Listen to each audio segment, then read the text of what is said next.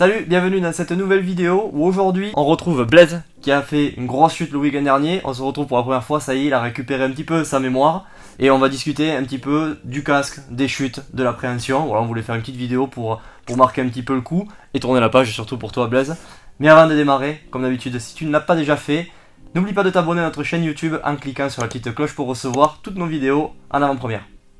Blaise, comme on peut le voir, pas mal amoché. Bon, peut-être ça t'aura arrangé la tête finalement. Mais non, grosse chute, moi j'étais pas là. Tu m'as montré les vidéos, on va les faire passer du coup dans ce clip.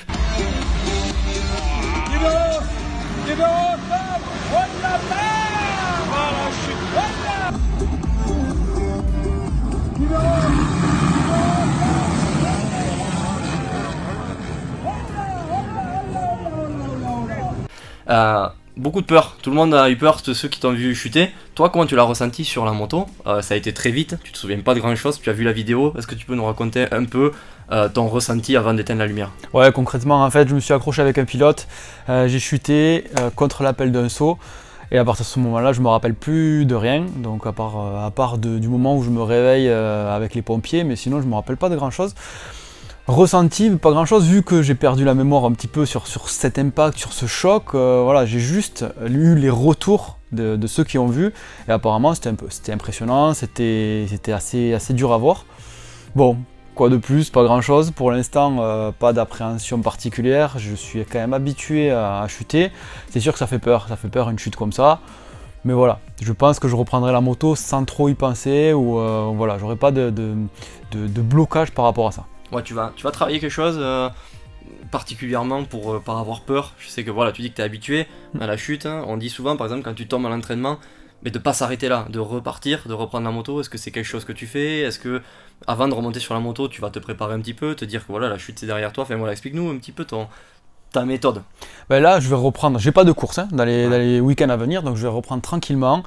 Toujours pareil, en essayant de se faire plaisir un maximum, en reprenant doucement pour pas essayer de vouloir reprendre de suite à bloc, refaire des chronos, des manches.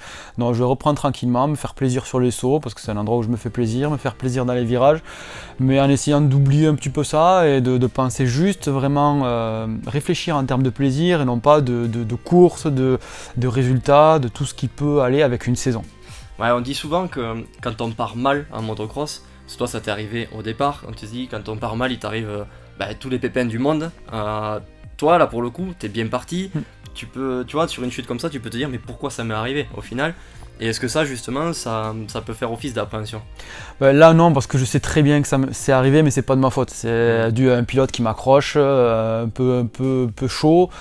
Ça arrive, c'est au départ, ça aurait pu arriver à un autre moment de la course, c'est pas de ma faute, donc je sais très bien que quand je reprendrai la moto, tout ce qui est dû concrètement à moi, je pourrais m'en vouloir, mais là je peux pas m'en vouloir, c'est dû à la course, c'est un fait de course, donc voilà, tant pis.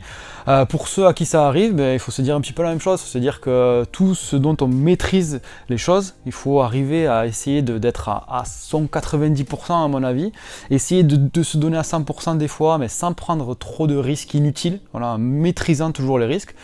Et voilà, c'est du motocross, c'est un sport, il y a toujours une part d'aléa qui est là par exemple au départ et qui fait qu'on peut chuter. Bon, dans cette deuxième partie de vidéo, je voulais parler un petit peu des protections. On a le casque que tu portais qui maintenant est mort parce qu'il est tombé fort. Peut-être on zoomera sur les parties où il a éclaté. J'étais étonné de voir les commentaires qu'on a qui nous disent ouais mais Alpinestar par exemple, parce que là c'est un casque Alpinestar très haut de gamme. On avait eu l'occasion d'essayer le SM10 qui est celui-là, le SM8, on avait comparé un petit peu les deux. Ouais. C'est vraiment du très très haut de gamme.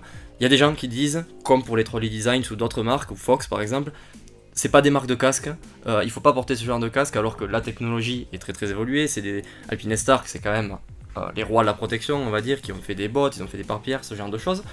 Et je comprends pas trop les critiques en fait, parce que qu'est-ce que tu penses toi d'une entreprise comme ça qui fait du développement de casques? Est-ce que tu penses qu'ils sont au top, même si ça fait que 1 an que ce casque est sorti? Et est-ce que tu penses que c'est normal que le casque ait éclaté? Moi je pense déjà que Alpinestar, ils ont une réputation à tenir. Quand ils développent un casque, ils ont mis pas mal de temps à le sortir. C'est abouti quand même, c'est développé de A à Z, c'est pensé, c'est fait par des personnes qui connaissent ce milieu-là, c'est pas sorti au hasard. Il y a d'autres marques qui peuvent sortir des casques un peu plus low cost, un peu moins performants on va dire, mais il y a toujours ces normes françaises, ces normes européennes, qui font que logiquement le casque passe des tests qui font qu'on va être protégé. Donc logiquement, bon, on est quand même protégé. Avec ce casque Alpinestar, il y a une technologie supérieure, qui est la technologie MIPS, qui fait qu'on est encore plus protégé, logiquement.